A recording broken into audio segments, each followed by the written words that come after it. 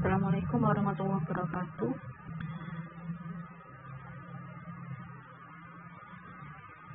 Baik, sekarang kita akan berdiskusi atau sharing ya terkait dengan materi timbang terima dan penerimaan pasien baru. Tentunya sudah tahu semua ya, timbang terima itu apa, atau kita bisa sebut biasanya adalah operan shift. Nah, timbang terima itu adalah teknik atau cara untuk menyampaikan dan menerima sesuatu laporan yang berkaitan dengan kondisi pasien. Jadi yang dikomunikasikan apa kondisi pasiennya ya, bukan kondisi keluarganya, bukan kondisi yang lainnya, tapi kondisi pasiennya dioperkan ya. Yang dilaporkan apa saja? Tidak hanya tindakan mandiri perawat, tapi juga tindakan kolaboratif, kemudian perkembangan pasien saat ini. Nah, timbang terima ini dilakukan oleh perawat primer ke perawat primer lagi ya, yang dinas sore atau dinas malam ya, secara tulisan dan lisan.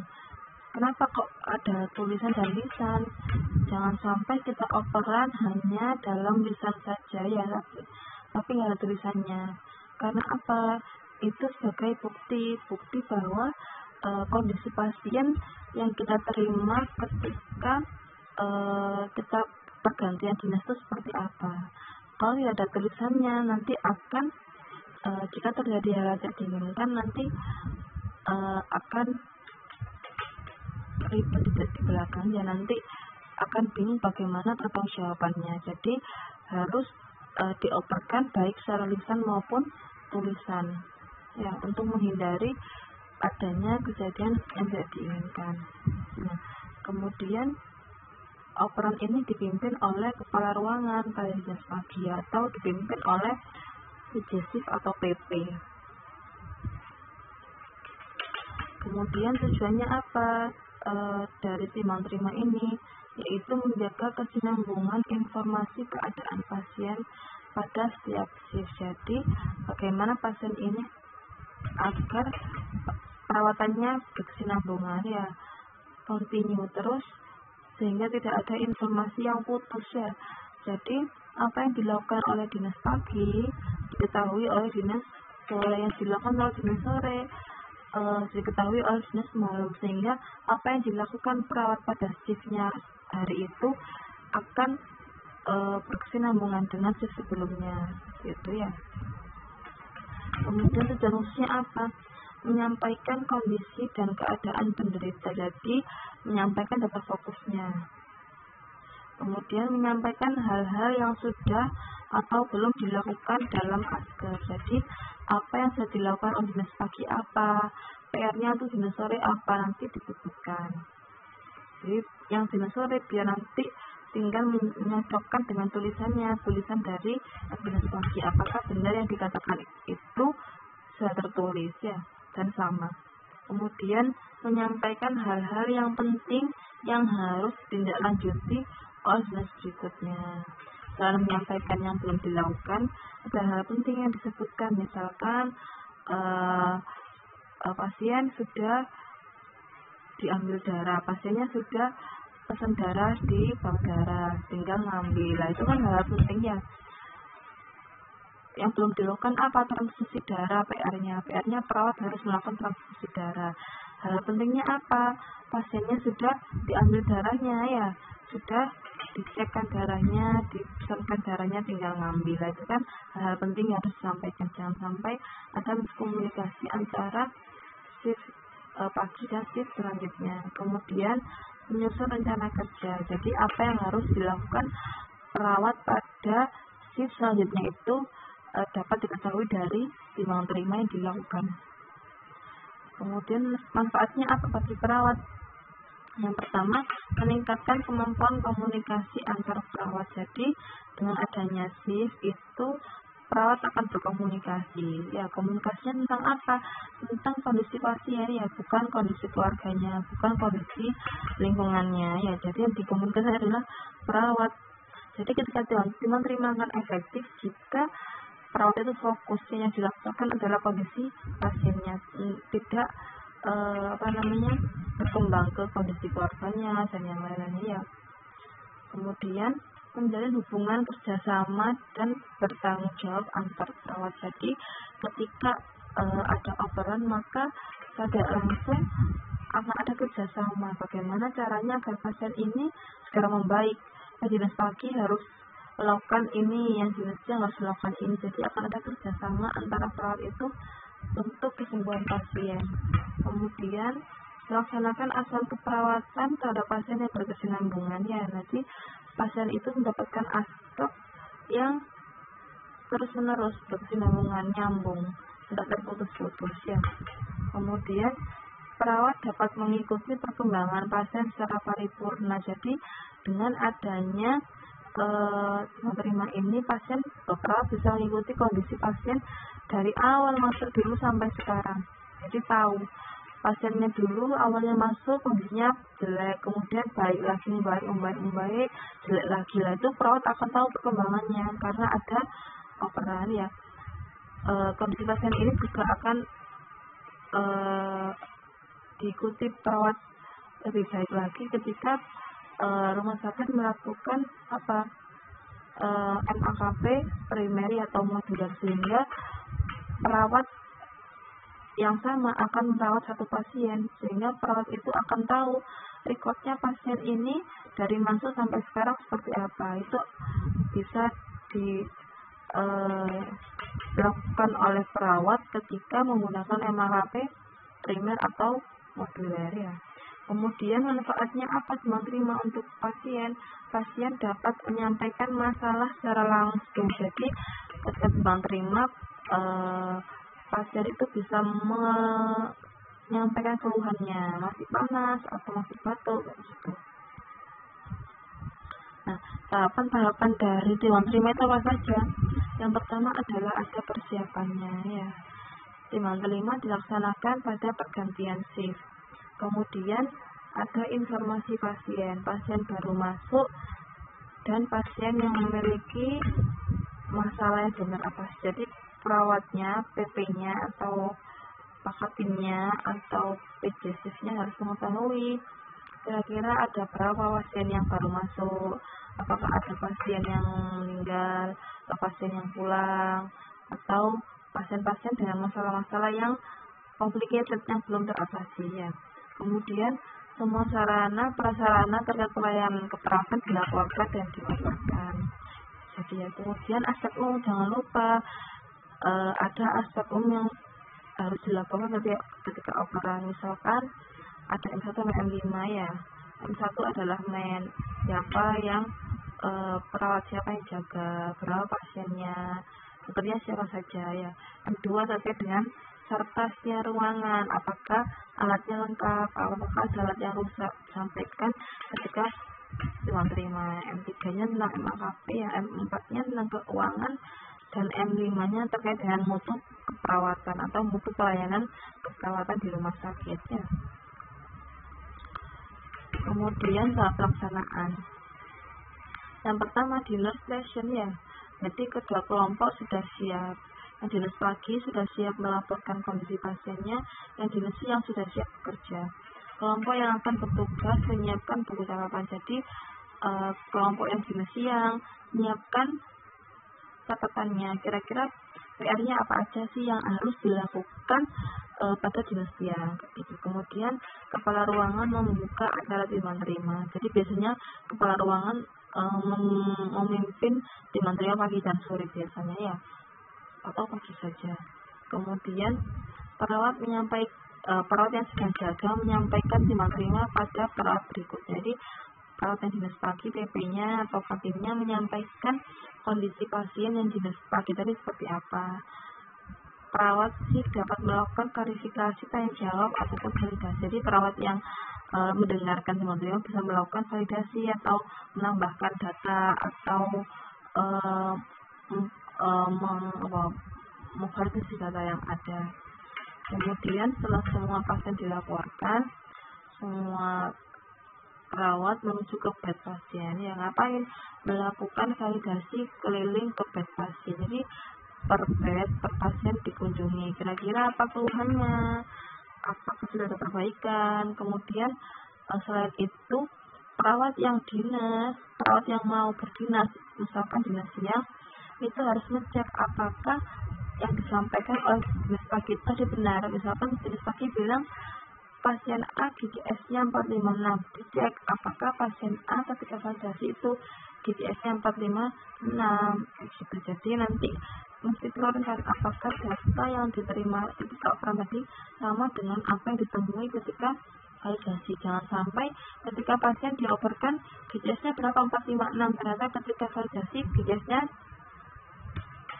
111, jangan sampai. Jadi nanti itu akan menjadi dasar tadi. Kira-kira pasien ini perubahan kondisinya kapan, gitu ya. Kemudian kepala ruangan menyampaikan salam dan PP menanyakan kebutuhan dasar pasien ya. Jadi ketika sudah validasi, karunya menyampaikan salam dulu ke pasien, kemudian melakukan menanyakan kira-kira kebutuhannya apa pasien. Perawat data selanjutnya mengkaji secara penuh terhadap masalah keperawatan, kebutuhan, dan tindakan yang telah atau belum dilaksanakan serta hal-hal penting lainnya. Jadi selain menanyakan kebutuhan dasarnya, dicek ya apakah misalkan infusnya habis, dilihat juga apakah karakternya nempuk atau enggak, dilihat apakah lingkungan pasiennya kotor, dilihat juga. Jangan sampai ketika kita sudah validasi ke pasien kondisi lingkungan pasien kotor ya kan seperti tidak ada perawatnya ya. Jadi perawat itu juga harus memastikan bahwa kondisi pasien itu bersih, lingkungannya juga bersih ya. Kemudian setelah dilakukan terima terima validasi ke pasien dan ke bed pasien, maka dilakukan lagi diskusi atau klarifikasi ya di nurse station lagi. Ngapain? Misalkan tadi contohnya ketika dioperkan di nurse station pasiennya 456, ternyata di bed pasien kok ada penurunan kesadaran. Nah nanti itu akan dilakukan klarifikasi lagi pada tahap pasca timang terima. Kemudian pelaporan untuk timang terima dituliskan secara langsung. Kemudian jangan lupa tanda tangan ya, tanda tangan pergantian shift. Kenapa ini penting? Sebagai legalitas ya, legalitas bahwa sebenarnya perawat dinas pagi sudah menyerahkan semua kondisi pasiennya, menyerahkan pasiennya kepada dinas siang. Jadi apabila ada sesuatu yang terjadi setelah itu, semua adalah tanggung jawab yang dinas siang ya. Kemudian jangan lupa ditutup materialnya oleh siapa? Kepala ruangan ya, atau Katim atau PP. Adapun hal-hal yang perlu diperhatikan yaitu timang terima dilakukan tepat pada waktu pergantian shift ya, dipimpin oleh kepala ruangan atau PJ shift, diikuti oleh semua perawat. Kemudian informasi yang disampaikan harus akurat, singkat, sistematis ya. Biasanya sekarang kalau operan pakai format apa? SPAR ya. Atau ada yang masih SOAP ya, tergantung rumah sakitnya, kebijakan rumah sakitnya seperti apa. Kemudian timang terima harus berorientasi pada permasalahan pasien, jangan sampai dilambiar kemana-mana ya. Tidak fokus ke masalah pasien. Jadi nanti biar nggak lama-lama, apalagi kalau pasiennya 50, kemudian timang terimanya tidak fokus, maka akan semakin lama timang terimanya. Kemudian pada saat timang terima di kamar pasien atau validasi, menggunakan volume suara yang cukup ya. Kenapa nggak boleh keras-keras? Menjaga privasi pasien, tetap dijaga privasinya pasien. Kemudian sesuatu yang mungkin membuat pasien terkejut dan shock sebaiknya dibicarakan di nurse station. Jadi hal-hal yang sangat penting dan tidak boleh didengar oleh keluarga pasien sebaiknya disampaikan ketika diskusi di nurse station-nya. Ini sebenarnya alur komunikasi ketika timang terima ya, SPAR tadi seperti yang saya jelaskan ya. Ada situation, ada background, ada assessment, ada rekomendasi ya. Dengan dilakukannya timang terima dengan metode SPAR, nanti akan mudah mengidentifikasi nanti kira-kira PR-nya apa ya. Tadi perawat sebelumnya ngapain aja, nanti akan lebih jelas yang mendengarkan juga akan lebih paham daripada kalau kita operan pakai metode yang swab ya. Boleh misalkan di di laporannya tetap swab tapi perawatnya melakukan improvisasi, melakukan pengembangan ketika operan melakukan format SBAR ya. Baik, tadi itu terkait dengan simak terima. Sekarang masuk ke materi PPB atau penerimaan pasien baru. Nah, PPB adalah metode dalam menerima kedatangan pasien baru di ruang pelayanan keperawatan ya. Jadi pasien itu ketika di ruangan disambut ya, tidak hanya datang aja di ruangan juga disambut, dikenalkan nanti biar pasiennya nanti bisa beradaptasi dengan lingkungan yang baru. Tujuannya apa? Menerima dan menyambut kedatangan pasien dengan hangat dan terapeutik ya. Ketika sudah disambut dengan hangat, perawatnya ramah-ramah, nanti mungkin dapat meningkatkan kesembuhan pasien ya, kenyamanan pasien ketika dirawat, kenyamanan keluarga.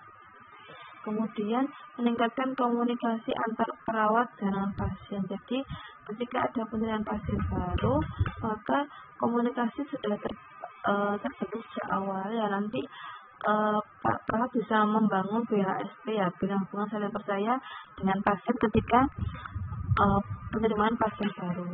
Kemudian mengetahui kondisi dan keadaan pasien secara umum.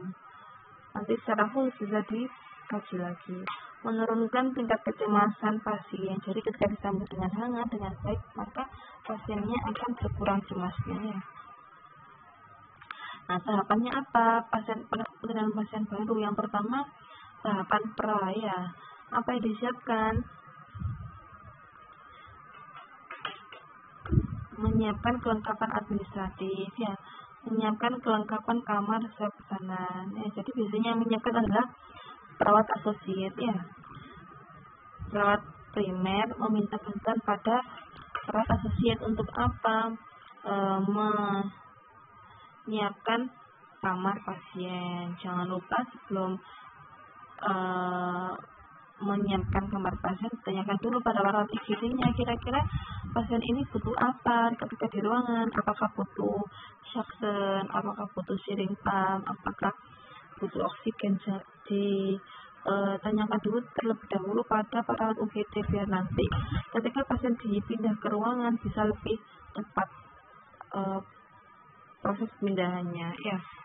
Kemudian menyiapkan format penerimaan pasien baru ya, menyiapkan status pasien atau protokol pengkajian keperawatan, menyiapkan inform concern SO, menyiapkan nursing kit, menyiapkan lembaga tertib ya. Jadi semua bisnis bundle ya, sudah bundle RM, sudah ada inform concernnya, sudah ada nomor aspirnya, sudah ada apalagi pengkajiannya, semua sudah lengkap. Jadi satu bundle itu tadi ya disiapkan. Jangan lupa setelah disiapkan ditunjukkan ke kepala ruangannya apakah sudah lengkap ya. Ini adalah teori ya, seperti ini. PA-nya kemana? PA-nya menyiapkan kamar pasien ya. Kemudian tahap pelaksanaan PPB. Pasien datang di ruang diterima oleh kepala ruangan atau PP atau perawat yang diberi delegasi. Jadi disambut dulu, diterima ya di depan ruangan. Kemudian perawat memperkenalkan diri ke pasien dan keluarganya. Jadi perawat yang di ruang rawat inap kenalan dulu sama pasiennya. Jangan ujuk-ujuk defensif tanyain terus-terusan tapi belum mengenalkan diri ya. Kan tadi sudah kenal sama perawat yang di UGD, tapi belum kenal dengan perawat yang dirawat inap. Jadi kenalan dulu ya. Kemudian perawat menunjukkan tempat tidur dan mengantar ke tempat yang telah ditetapkan. Setelah menyambut, memperkenalkan diri, kemudian perawatnya menunjukkan kamarnya adalah 301 atau 401 ya. Nanti jangan langsung ditinggal tapi diikuti ya, ikut mengantar pasien sampai ke bednya. Kemudian nurse bersama karyawan yang lainnya memindahkan pasien ke tempat tidur dan memberikan posisi yang nyaman. Jadi dipindahkan pasien yang misalkan dari bed UGD ke bednya ruangan, atau dari kursi roda ke bed ya. Jangan lupa infusnya dikembalikan lagi, dijalankan sesuai dengan program cairannya, karakternya ditata lagi ya, NGP-nya, dan semua alat-alat yang dipasang di pasien dipastikan sudah bisa berjalan dengan baik seperti semula. Kemudian setelah pasiennya nyaman, keadaannya nyaman, baru dilakukan 3P ya. Apa 3P? Pengenalan ya. Dengan siapa? DP-JP-nya. Kira-kira pasien ini dirawat oleh siapa? Oh, pasien ini sakitnya sakit paru, dirawat oleh DP-JP siapa? Dirawat oleh PPJP siapa? Perawatnya siapa yang merawat? Gitu ya. Kemudian P yang kedua, peraturan rumah sakit. Jadi jangan sampai lupa menyampaikan peraturan rumah sakit ya, terkait jam jenguk, terkait peraturan selama menjaga pasien.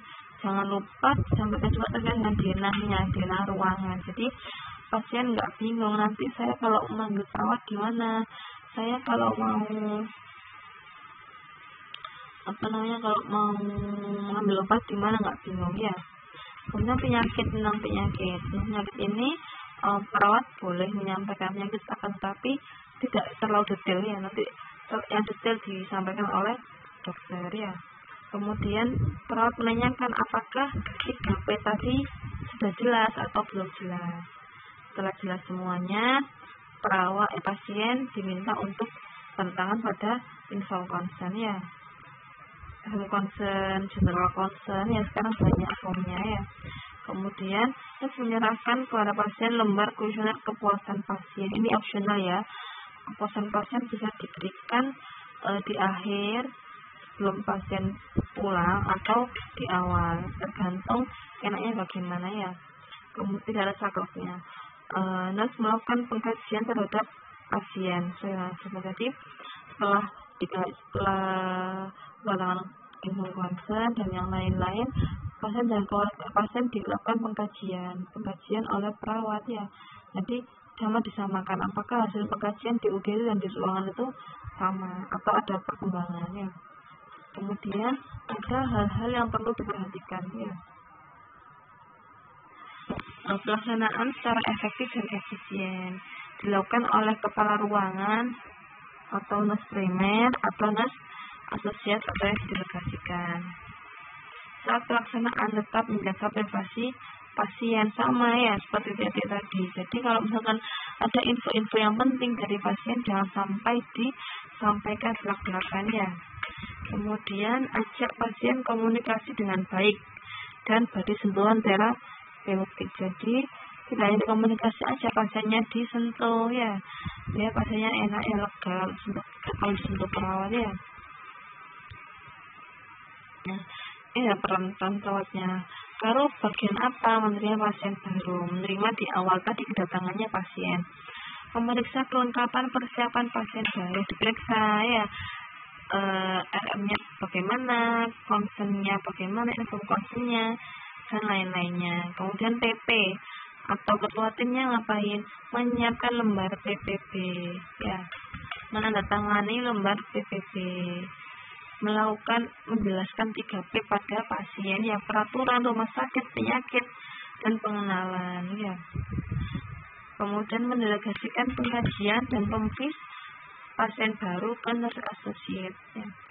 Kemudian dokumentasi PPB, jadi yang meriksa pasien adalah perawat asosiat atau perawat pelaksana ya. Kemudian yang tanda tangan, yang nulis di rekam medis tetap PP ya, seperti itu. Kemudian PA fungsinya apa? Membantu nurse primer dalam melaksanakan PPB. Kemudian pengkajian dan pemvis ya. Jadi PP-nya minta tolong ke PA untuk melakukan pemvis dan pengkajian. Nah, berikut ini adalah alurnya PPB ya.